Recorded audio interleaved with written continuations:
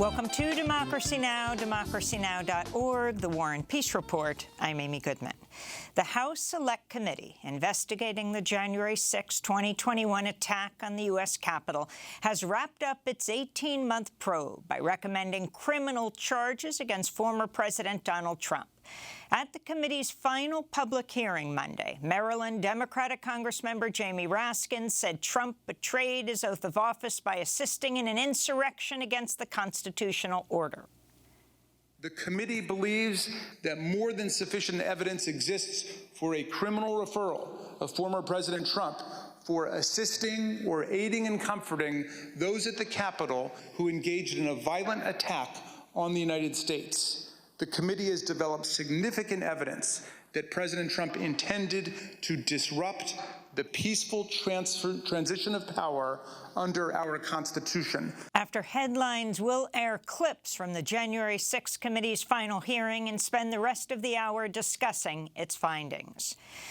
Jury selection got underway Monday in the trial of the former leader of the far-right Proud Boys organization and 4 of his associates. Enrique Tarrio and the others each face 9 counts, including seditious conspiracy against the United States after they heeded then-President Donald Trump's call to, quote, fight like hell at the Capitol on January 6, 2021. All 5 men have pleaded not guilty. Their attorneys have argued their actions were constitutionally protected free speech.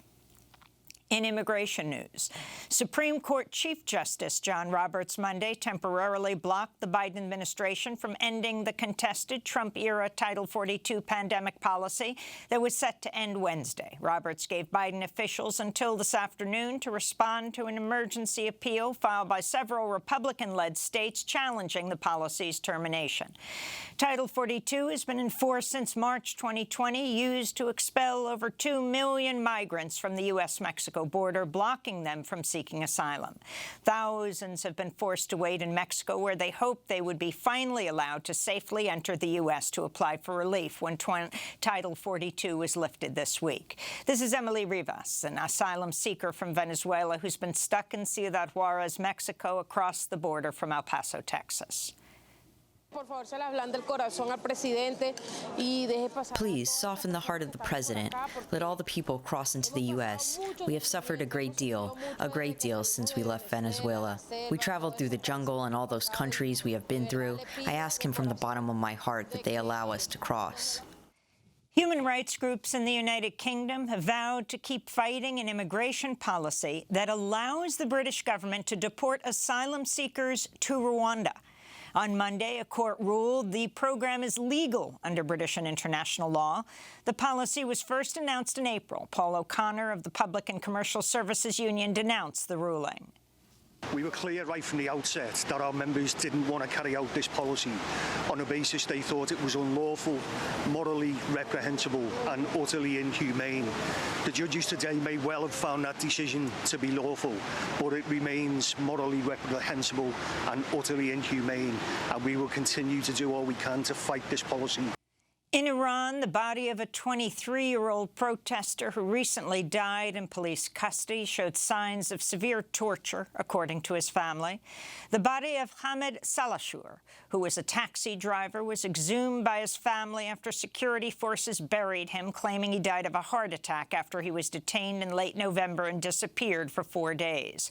After viewing his remains, Salahshur's family said his face was smashed, his nose, jaw, and chin broken, and that he had stitches going from his neck to his navel and over his kidneys. This comes as the parents of a young man are pleading for their son's life as he faces execution over his involvement in the anti-government protesters. The father of Mehdi Mohammad Karami appealed to Iranian officials in a video posted on social media. I'm pleading desperately for judicial authorities, for Mr. Ajayi himself, to remove this death sentence from my son's case. Amnesty International warns at least 26 people are at risk of being executed for participating in the mass protests in Iran that have taken place in the streets since September. Palestinians in the Israeli-occupied West Bank have declared a one-day general strike to mourn the death of prisoner Nasser Abu Hamid. The 49-year-old Palestinian had been held in an Israeli prison since his arrest in 2002 for his involvement in an armed wing of the ruling Fatah party.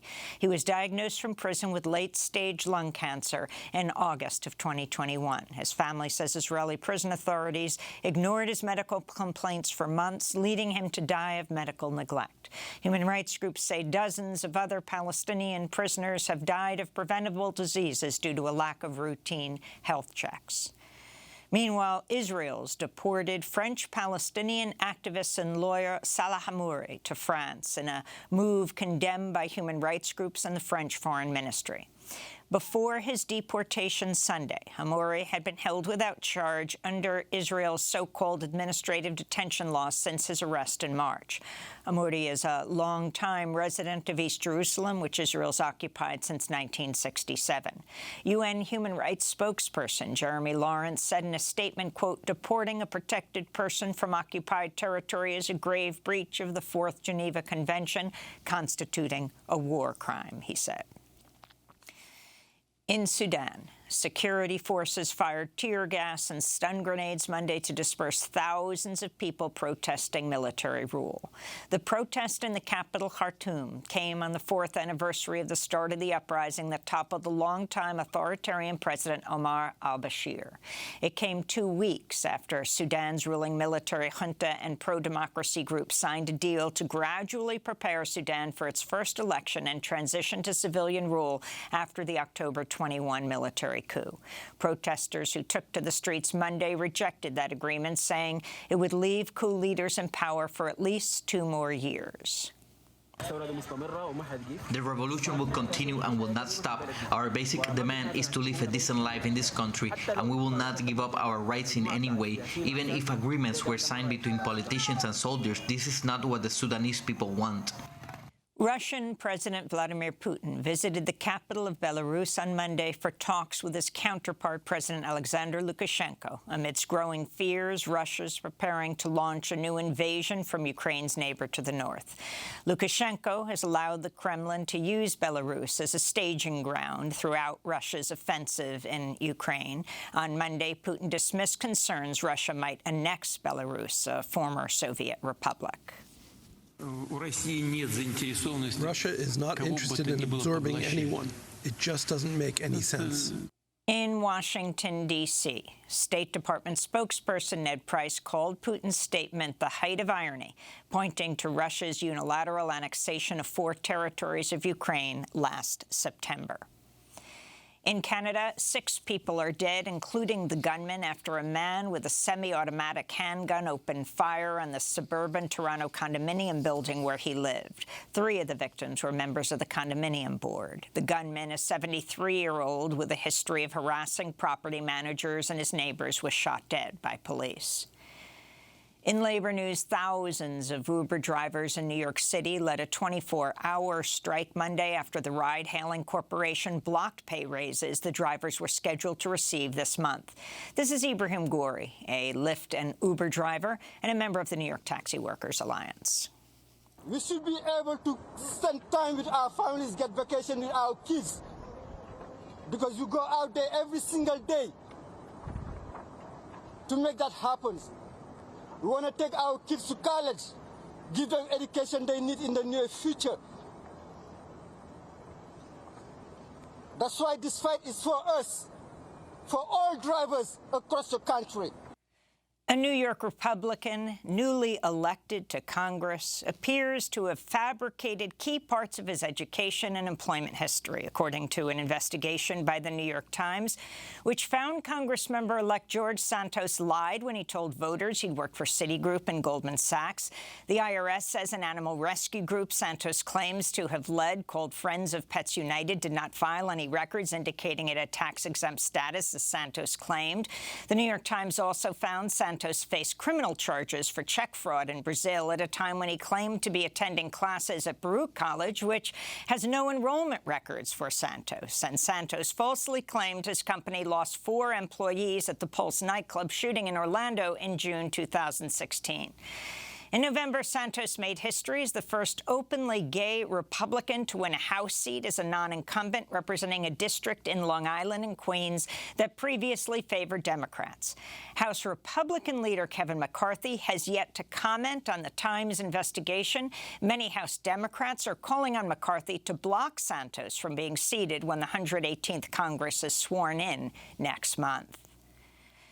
And in Los Angeles, Harvey Weinstein has been convicted on additional 3 charges of rape and sexual assault. The convictions were related to one survivor, an Italian model identified only as Jane Doe No. 1, who testified Weinstein raped her in a hotel room in 2013. The jury acquitted Weinstein of 1 charge and were deadlocked on 3 other charges involving 2 other survivors. Jennifer Siebel Newsom, the first partner of California Governor Gavin Newsom, and Lauren Young. The district attorney's office will determine whether it will retry Weinstein on those counts. This is attorney Gloria Allred speaking about her client Lauren Young after the verdict was announced Monday. She's very happy that there were convictions in this case. And she also indicates that if, as and when, the prosecution decides to prosecute Mr. Weinstein again, she is willing to testify again in a 3rd criminal trial against Mr. Weinstein. Harvey Weinstein is already serving a 23-year prison sentence for rape and criminal sexual assault in New York, though he is appealing those convictions. And those are some of the headlines. This is Democracy Now!, democracynow.org, The War and Peace Report.